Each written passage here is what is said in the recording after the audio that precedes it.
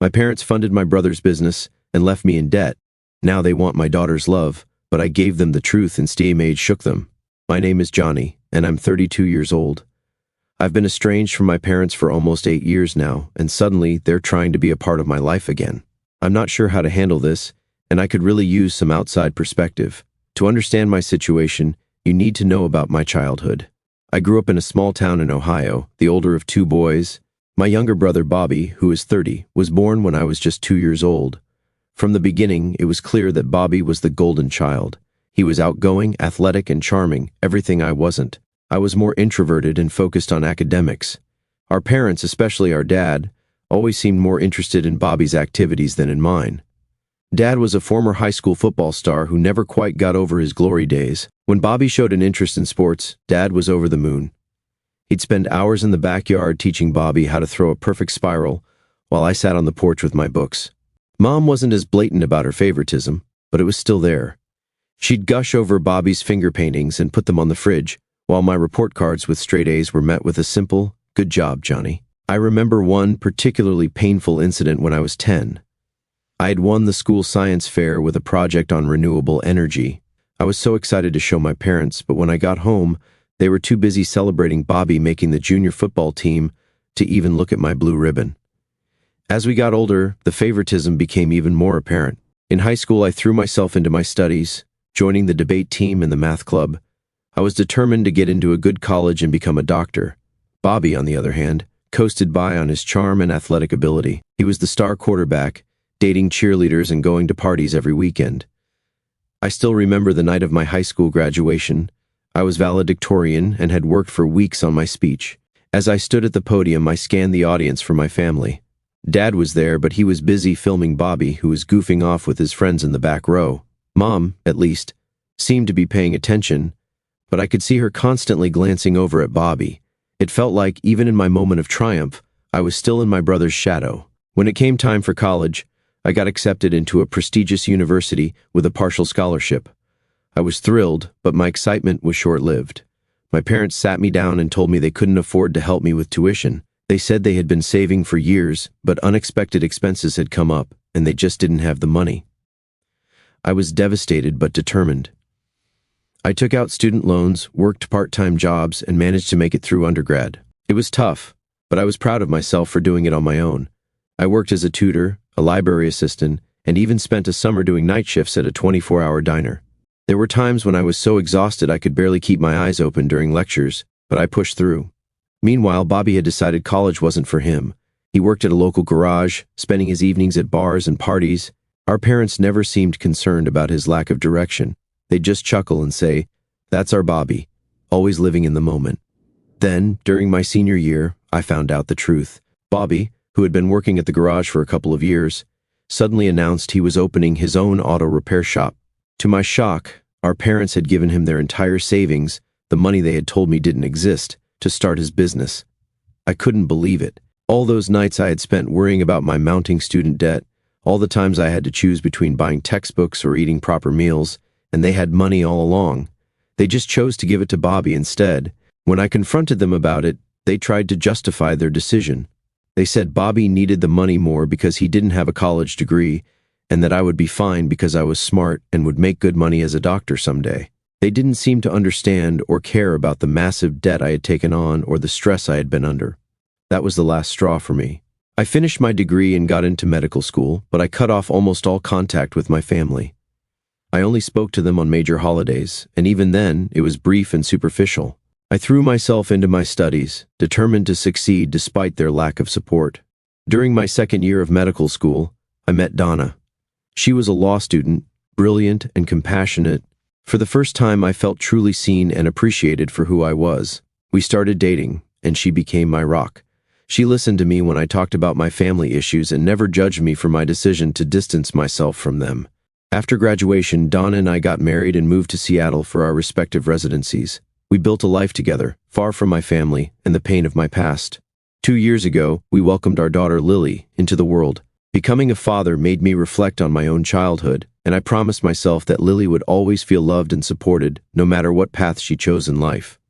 Fast forward to now, I'm a successful pediatrician, Donna is making waves at a prominent law firm, and Lily is a precocious 2-year-old who keeps us on our toes. Life is good, but I still carry the hurt from my family's betrayal. A few weeks ago, I got a call from my mom. It was the first time we had spoken in months, and I could tell something was wrong. She was crying, saying that Bobby's business had failed, and he had moved back in with them. Apparently, he had made some bad decisions, gotten into debt, and was now unemployed. My parents had to remortgage their house to help him out. Now suddenly they want to reconnect with me. They've been calling and texting, asking to visit and meet their granddaughter. My dad even sent me an email talking about how proud he is of my success and how he wants to make amends. Part of me wants to give them a chance. After all, they're my parents, and I do miss having a family. I think about Lily and wonder if I'm depriving her of grandparents. But another part of me is angry and hurt. It feels like they only want me in their lives now because Bobby has disappointed them, and they need someone to be proud of. I don't know what to do. Should I give them another chance? Should I keep them at arm's length? Or should I just maintain the distance I've established over the years? Donna thinks I should at least hear them out, but she's also protective of me and doesn't want to see me hurt again. She's offered to be there when I talk to them as a buffer and support system. I'm torn between the desire for family and the need to protect myself from further pain.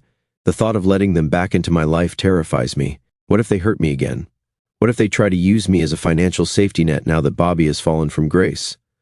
But then I look at Lily and wonder if I'm letting my past affect her future. Any advice would be greatly appreciated. How do I navigate this situation without becoming a doormat or letting my anger control me? How do I protect my own family while potentially rebuilding relationships with my parents? I feel like I'm standing at a crossroads, and I'm not sure which path to take. After much consideration and many long talks with Donna, I decided to meet with my parents, but on my terms. I suggested we meet at a neutral location, a quiet cafe near my workplace, without my wife or daughter present. I wanted to hear them out without immediately involving my new family. The days leading up to the meeting were filled with anxiety. I found myself snapping at Donna over little things and having trouble sleeping. The night before, I sat in Lily's room long after she had fallen asleep, watching her peaceful face and wondering if I was making the right decision. The morning of the meeting, I arrived at the cafe early. I chose a table in the corner, where we could have some privacy. As I waited, I couldn't help but remember all the times I had sat waiting for my parents to show up to my events, debate competitions, science fairs, even my high school graduation party. They had always been late, usually because of something involving Bobby. But this time, they were early. I saw them through the window walking toward the cafe. They looked older than I remembered, more worn down. My mom's hair was fully gray now, and my dad seemed to have shrunk somehow, his once broad shoulders now slightly hunched. They entered the cafe, and for a moment we all just stared at each other. Then my mom rushed forward and hugged me tightly. I stiffened at first, not used to such displays of affection from her, but eventually I hugged her back.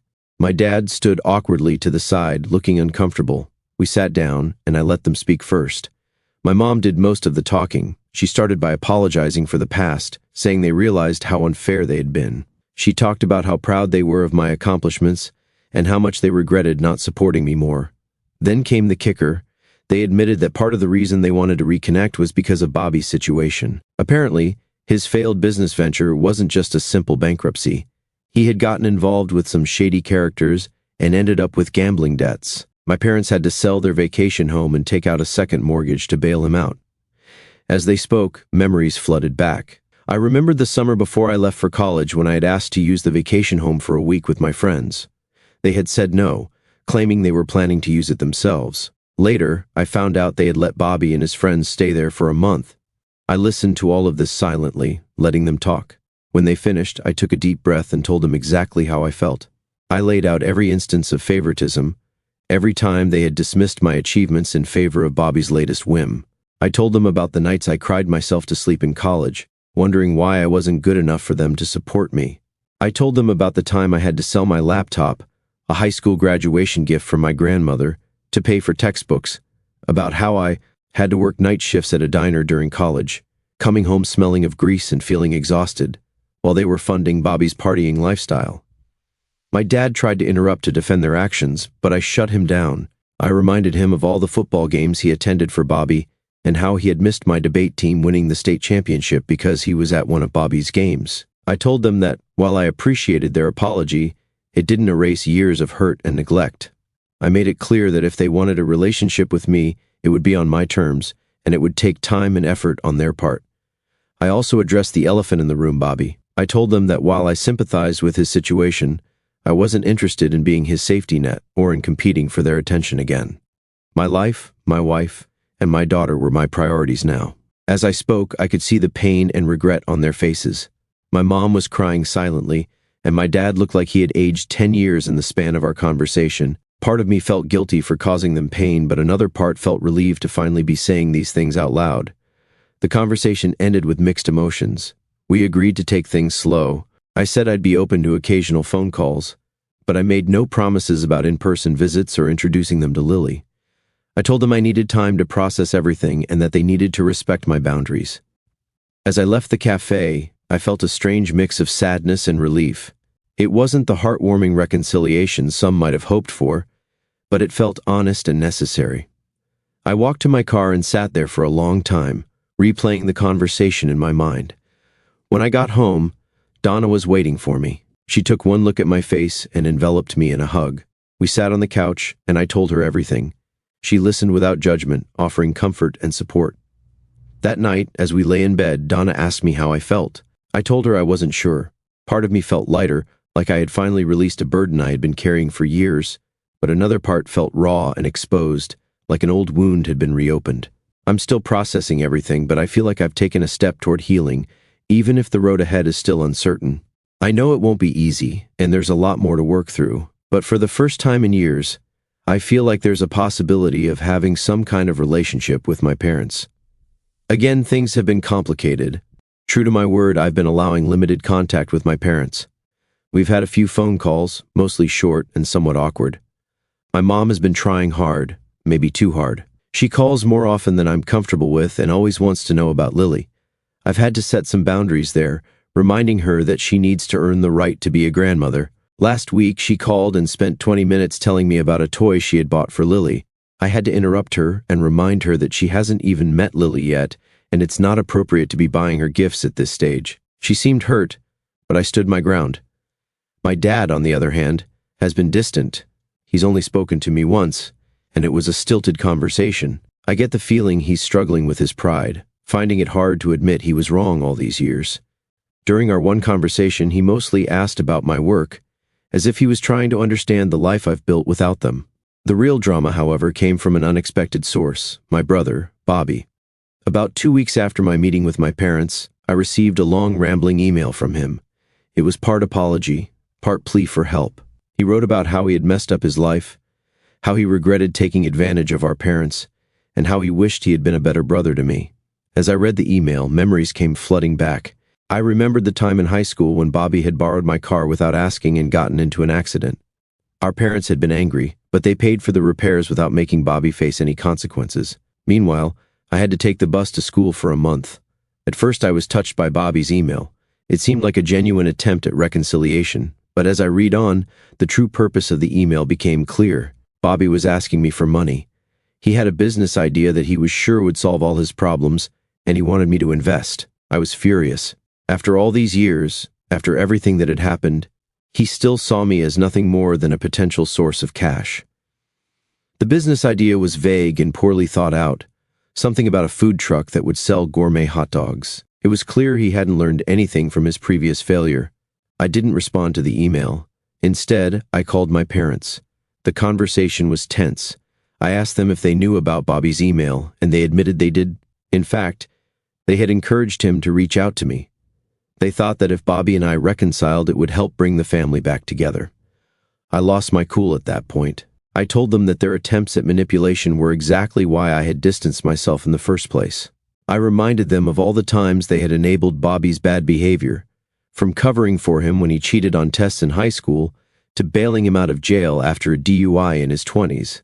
I made it clear that I wasn't interested in funding another of Bobby's schemes, and I was hurt that they would even consider asking me after everything that had happened. The call ended badly. My mom was crying again, my dad was defensive, and I was shaking with anger. I felt like all the progress we had made had been undone in an instant. After I calmed down, I talked things over with Donna. She's been my rock through all of this, offering support and a clear perspective when I need it most. We decided that, for now, it's best to take a step back from my family again. The trust that was so tentatively rebuilt has been shattered. and I need time to process everything. I'm feeling discouraged and hurt, but also strangely relieved. This incident has confirmed that my instincts were right. My family still doesn't truly understand the pain they've caused or respect the boundaries I've set. It's a hard realization, but an important one. For now, I'm focusing on my own family, Donna and Lily. They're my priority, and I won't let the drama with my parents and Bobby affect the happiness we've built together. Last night, as I was tucking Lily into bed, she asked me to read her favorite story, The Giving Tree. As I read, I realized how different my relationship with her is from the one I had with my parents. I want her to know she's loved unconditionally, not for what she can give or do. This morning I sent a brief email to my parents. I told them I needed some space, and that I would contact them when I felt ready. I also made it clear that any future relationship would depend on their ability to respect my boundaries and treat me as an equal, not just as a potential solution to their problems with Bobby.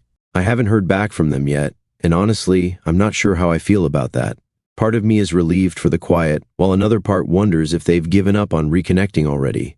For now, I'm taking things day by day. I have a busy week ahead at the hospital, and Donna and I are planning Lily's 3rd birthday party. Life goes on, and I'm determined to focus on the positive aspects of my life rather than dwelling on the past. A lot has changed, both in my family situation and in my perspective on things. First, the situation with my parents and Bobby. After the blow-up over Bobby's email, I maintained my distance. I ignored calls and messages, focusing instead on my work and my immediate family. It was hard, especially around the holidays, but I felt it was necessary for my mental health. About 3 months ago, I received a letter from my dad. It wasn't an email or a text, but an actual handwritten letter. The sight of his familiar handwriting brought back a flood of memories, birthday cards, notes in my lunchbox when I was young, before Bobby came along and things changed. In the letter, he did something I never thought I'd see. He offered a genuine and heartfelt apology. He acknowledged the favoritism they had shown Bobby, the hurt they had caused me, and the mistakes they had made in trying to reconcile. He didn't make excuses or ask for anything. He simply expressed remorse and a desire to make amends, but only if and when I was ready. He wrote about how he had been doing a lot of thinking and had realized how his own insecurities had influenced his behavior. He admitted that he had lived vicariously through Bobby's athletic achievements because he felt like a failure in his own career. He said he had always been proud of my academic success, but hadn't known how to show it. I was skeptical at first, but something about the letter felt different. Maybe it was the effort of actually writing it by hand, or maybe enough time had passed for real reflection. Either way, it opened the door to cautious communication. We've been talking more regularly now, usually just my dad and me. Our conversations are still sometimes awkward, but they feel more honest. He's been asking about my work and my family, really listening when I talk about my life. He's also been sharing more about his own struggles, including his difficulty in admitting his mistakes and his fear of losing his children. Last week, he asked if he could send Lily a birthday gift. Instead of just saying yes, I suggested we video call so he could watch her open it. The joy on his face when Lily excitedly unwrapped the toy doctor kit he sent was something I hadn't seen in years. As for my mom and Bobby, things are still complicated. My mom has respected my boundaries more, which I appreciate. She's been sending occasional emails, sharing family recipes and old photos. It's a small gesture, but it feels like she's trying to connect in a way that isn't overwhelming. Bobby, I've learned, has finally sought help for his gambling addiction and is working a steady job for the first time in years. He hasn't reached out to me directly, which is probably for the best right now. Dad mentioned that Bobby is attending Gamblers Anonymous meetings and is trying to pay back some of the money he owes our parents.